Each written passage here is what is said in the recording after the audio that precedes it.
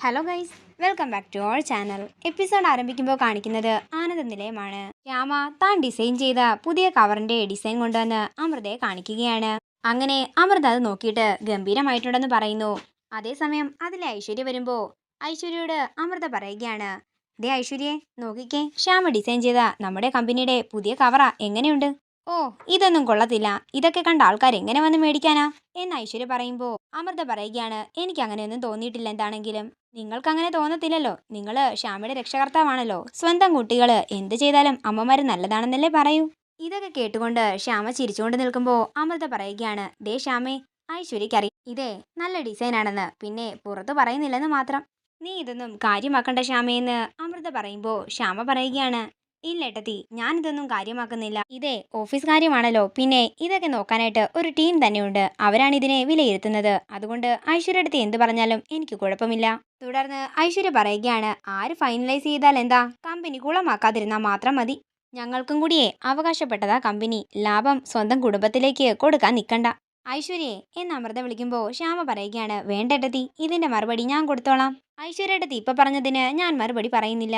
നമ്മുടെ ഭർത്താക്കന്മാര് 3 പേരും ഒറ്റക്കെട്ടാണ്, എന്ത് കാര്യത്തിനാണെങ്കിലും. ആ ഒരുമ നമുക്കും കൂടി ഉണ്ടെങ്കിലേ കമ്പനി നമുക്ക് നമ്പർ 1 ആക്കാം. ഇത് കേൾക്കുന്ന ഐശ്വര്യ പറയുകയാണ്, പിന്നെ എനിക്കങ്ങ് നിന്റെ കൂടെ കൂടണ്ട. പുത്തനച്ചി പുരപ്പുറം തൂക്കുമെന്നൊക്കെ കേട്ടിട്ടേ ഉള്ളൂ, ഇതിപ്പോ അതാണ്. അവർ മാറ്റുന്നു, ഇപ്പോഴിതാ വീണ്ടും കല്യാണവും കഴിക്കാൻ പോകുന്നു. എന്റെ ഐശ്വര്യെ, ഞാൻ നിന്നെ അറിയാതെ വിളിച്ചു പോയതാ. വിളിച്ചതേ ഒരു അബദ്ധമായി പോയെന്ന് അമൃത പറയുന്നു. എന്താണെങ്കിലും ഐശ്വര്യടുത്തേക്ക് ഇഷ്ടപ്പെട്ടാലും ഇഷ്ടപ്പെട്ടില്ലെങ്കിലും ഈ കവർ തന്നെയാ ഫൈനലൈസ് ചെയ്യാൻ പോകുന്നത്. അതേസമയം വസുന്ധര അങ്ങോട്ടേക്ക് വന്ന് പറയുകയാണ്, മക്കളെ എല്ലാവരും റെഡിയായിക്കോ. എവിടെ പോകാനാ അമ്മയെന്ന് അമൃത ചോദിക്കുമ്പോൾ വസുന്ധര പറയുകയാണ്, ശ്യാമയ്ക്കും മറ്റും കല്യാണ വസ്ത്രങ്ങളും ആഭരണങ്ങളും ഒക്കെ എടുക്കണ്ടേ, അതെല്ലാം പൂജയ്ക്ക് വെക്കണമെന്ന് വസുന്ധര പറയുമ്പോൾ അമൃത പറയുകയാണ്, 5 മിനിറ്റ് അമ്മേ, ഞാനിപ്പോൾ റെഡിയായി വരാം. ഞാൻ വരുന്നില്ലമ്മേ, എനിക്ക് നല്ല തലവേദന ഉണ്ടെന്ന് ഐശ്വര്യ പറയുമ്പോൾ അമൃത പറയുകയാണ്, വാ ഐശ്വര്യ, നമുക്ക് അമ്മയുടെ ചിലവില്ലേ അടിച്ചു പൊളിക്കാം. ഇതിനെക്കുറിച്ചാണ് ഞാൻ പറഞ്ഞത്, കമ്പനി കാശ് ആഭരണത്തിനും വസ്ത്രങ്ങൾക്കുമൊക്കെ പോകട്ടെ എന്നല്ലേ എന്ന് ഐശ്വര്യ പറയുമ്പോൾ വസുന്ധര പറയുകയാണ്, മോളെ, ഇതെന്റെ കാശാണ്, അല്ലാതെ കമ്പനി കാശൊന്നുമല്ല. ഞാൻ വരുന്നില്ലമ്മേ, ഞാൻ പറഞ്ഞില്ലേ എനിക്ക് തലവേദനയാ. ശരി എങ്കിൽ അമൃതയും ശ്യാമയും പോയി റെഡിയായിട്ട് വാ.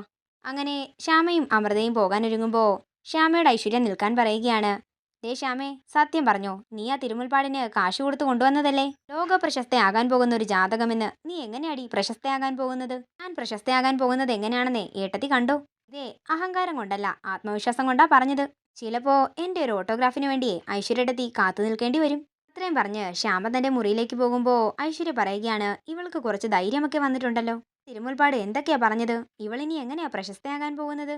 ഇത് കാണിക്കുന്നത് അശ്വതിയുടെ വീടാണ്. ത്തിന് വെച്ച സ്വർണങ്ങളൊക്കെ ലേലത്തിന് പോവുകയാണെന്ന് പറഞ്ഞ് അവിടുന്ന് നോട്ടീസ് വന്നിട്ടുണ്ട് മോളെ എന്ന് പറഞ്ഞ് അശ്വതിയെ അമ്മ കാണിച്ചു കൊടുക്കുകയാണ്. അമ്മേ, 2 ദിവസത്തിനുള്ളിൽ പണം റെഡിയാകും. എന്നാലും നീ ആനന്ദ നിലയത്തിൽ പോകില്ലല്ലേ എന്ന് അശ്വതിയോട് അമ്മ ചോദിക്കുന്നു.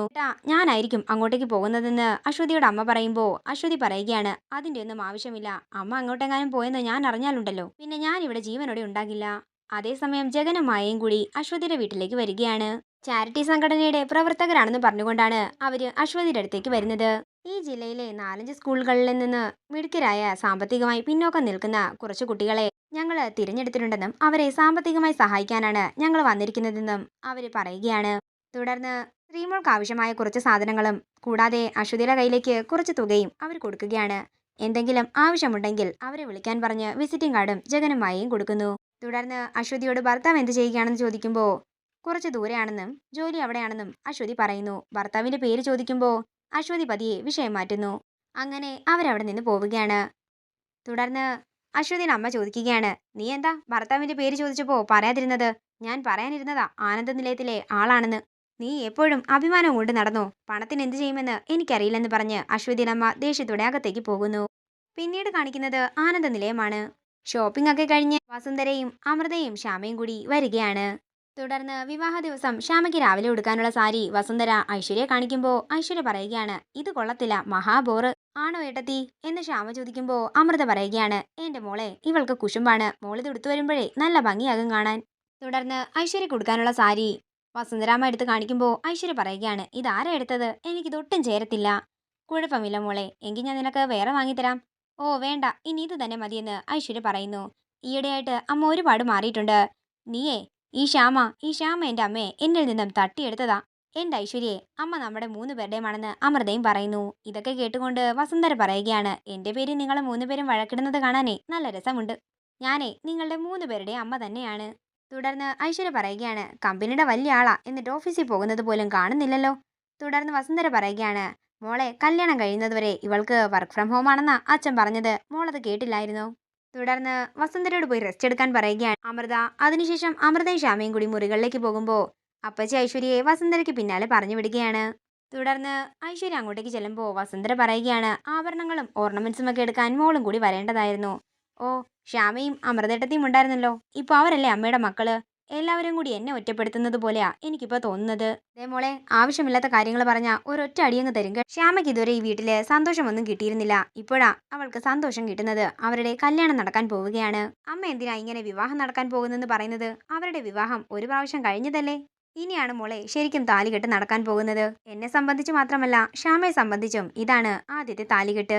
തുടർന്ന് അങ്ങോട്ടേക്ക് ശ്യാമ വരികയാണ്. അമ്മ, ഈ വസ്ത്രവും താലിയും ഒക്കെ എവിടെയാ വെക്കേണ്ടതെന്ന് ചോദിക്കുമ്പോൾ, പൂജാമുറിയിൽ വെക്കാനല്ലേ മോളെ തിരുമുൽപ്പാട് വെച്ചത്, നമുക്ക് കൈയോടെ വെക്കാമെന്ന് വസുന്ധര പറയുന്നു.